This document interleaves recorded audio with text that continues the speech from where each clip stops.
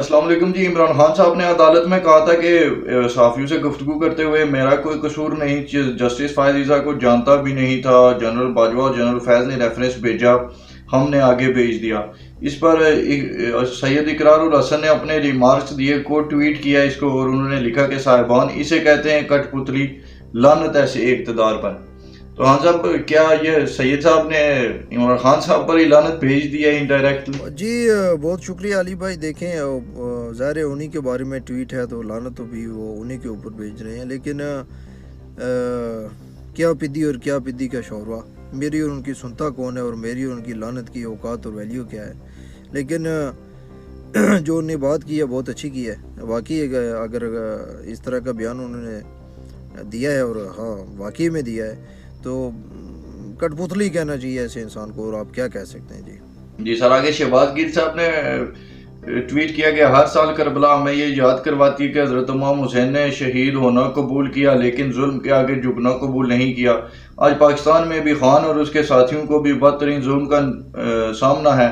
نون league نے سوچا تھا کہ خان بھی نواز کی طرح ڈر کے بھاگ جائے گا، این آر او مانگے گا اور پھر نواز واپس آ کر اقتدار سنبھال لے گا، لیکن خان نے ڈرنے سے سودا کرنے سے انکار کر دیا. سر آگے یہ ٹویٹ تو ان کا لمبا چلتا ہے، لیکن میرا سوال یہ ہے سر، یہ شہباز گیر صاحب خود کوفہ میں بیٹھ کر، ادھر امریکہ میں بیٹھ کر، اب یہ پھر ایک بار سے 9 مئی کے واقعات کی طرح بیچارے معصوم یوتھیوں کو مروانا چاہ رہے ہیں. جی شکریہ علی. دیکھیں تحریک انصاف اتنی تیزی کے ساتھ جو بیٹھ رہی ہے، اور تحریک انصاف کے اندر اب اس طرح سے کوئی پاور نہیں، اتنی جلدی اس جماعت کو اگر توڑا بھی گیا تو ٹوٹ گئی. اس کی وجوہات یہی تھی. تحریک انصاف کے جتنے بھی یہ جو ہیں نمائندے ہیں، عوامی نمائندے ہیں، یا عمران خان صاحب خود ہیں، دیکھیں ان کے ساتھ پرابلم یہ ہے معذرت کے ساتھ ہے کہ یہ لوگوں کو تو بڑی تیش دلاتے ہیں، ہمیشہ سے لوگوں کو رگلاتے ہیں، لوگوں سے کہتے ہیں کہ باہر نکلو، یہ کر دو، وہ کر دو، لیکن جب ان کی اپنی باری آتی ہے تو یہ دھم دبا کے ایسے بھاگتے ہیں کہ جیسے ان کے اندر نہ تو کوئی دل ہو، نہ گردہ ہو، نہ ہمت ہو. تو دیکھیں لیڈر وہ ہوتا ہے کہ جو پہلے خود جیل جائے اور خود جیل میں بیٹھ کر دوسروں سے کہے کہ ہاں میں جیل میں آ گیا ہوں، میں اس ظلم اور ستم کے خلاف جنگ لڑ رہا ہوں، تو آپ میرا ساتھ دیں. تو ایسے ہی لیڈر کا پھر ساتھ دینے کا دل بھی کرتا ہے، اور لوگ اس کا ساتھ دیتے بھی ہیں.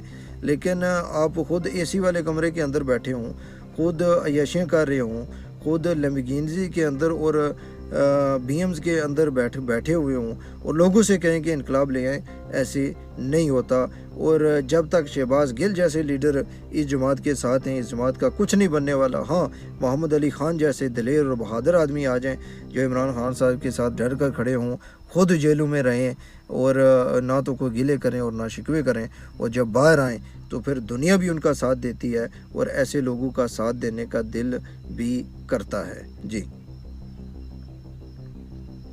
جی سر، علی محمود خان نے تو کبھی کسی کو ورغلایا بھی نہیں، اور اس طرح کی کبھی مثالیں بھی پیش نہیں کی تھیں. آگے فواد چودھری صاحب کا ٹویٹ ہے سر کہ ایک طرف شہباز شریف ہر وقت کسی نہ کسی بہانے سے غیر ملکی دعوتوں پر رہے، ان کی کابینہ ممبران اسمبلی نے بھی یہ دور اسی طرح گزارا، لیکن اس پورے عرصے میں ایک بھی بڑا غیر ملکی رہنما پاکستان نہیں آیا. جب ملک کے وزیر اعظم کو اپنی عزت کا خیال نہیں ہوگا تو اس ملک کے پاسپورٹ کی کیا عزت ہوگی؟ سر کیا کہیں گے آپ فواد چودھری جی صاحب کی اس دیکھیں ٹویٹ وہ پر؟ ایک بڑا کلپ وائرل ہوا تھا، اور اس میں پرویز الہی صاحب نے کہا تھا کہ کچھ نازیبہ الفاظ انہوں نے کہے تھے فواد چودھری کے صاحب کے متعلق، تو میں تو ان کو دہرا نہیں سکتا، لیکن اگر ان باتوں کو جو ہے وہ آپ مہذب زبان کے اندر رہ کر بیان کرنا چاہیں، تو انہوں نے کہا تھا کہ یار اس موٹے نو پہلے پھڑ لیندے تے اسمبلیاں نہیں ترٹ دی.